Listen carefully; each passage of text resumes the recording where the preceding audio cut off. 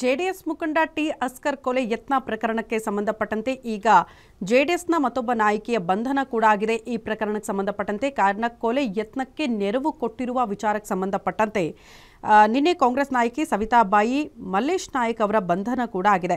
ಮಾಯಕೊಂಡ ಕ್ಷೇತ್ರದ ಕಾಂಗ್ರೆಸ್ ನಾಯಕಿ ಸವಿತಾ ಬಾಯಿ ಬಂಧನ ಆಗಿದ್ದು ದಾವಣಗೆರೆಯ ಆಜಾದ್ ನಗರ ಠಾಣೆ ಪೊಲೀಸರಿಂದ ತೀವ್ರ ವಿಚಾರಣೆಗೆ ಒಳಪಡಿಸಲಾಗಿದೆ।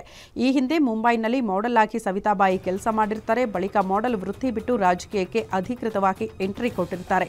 ಮಾಯಕೊಂಡ ಕ್ಷೇತ್ರದ ಕಾಂಗ್ರೆಸ್ ಟಿಕೆಟ್ ಆಕಾಂಕ್ಷಿ ಕೂಡ ಆಗಿದ್ರಂತೆ ಈ ಸವಿತಾ ಟಿಕೆಟ್ ಕೈತಪ್ಪಿದ್ದಕ್ಕೆ ದ್ವೇಷ ಸಾಧಿಸಿ ಜೆಡಿಎಸ್ ಮುಖಂಡ ಟಿ ಅಸ್ಕರ್ ಕೊಲೆಗೆ ಯತ್ನಕ್ಕೆ ನೆರವು ಕೊಟ್ಟಿದ್ದಾರೆ ಎನ್ನುವಂತ ಗಂಭೀರ ಆರೋಪ ಇದೆ। ಇದೇ ಕೇಸ್ಗೆ ಸಂಬಂಧಪಟ್ಟಂತೆ ಸದ್ಯ ಕೈ ಮುಖಂಡೆ ಸವಿತಾ ಬಾಯಿಯ ಬಂಧನ ಆಗಿದ್ದು ಇನ್ನುಳಿದ ಆರೋಪಿಗಳಿಗಾಗಿ ಪೊಲೀಸರು ತೀವ್ರ ತಲಾಶ್ ಮುಂದುವರೆಸಿದ್ದಾರೆ।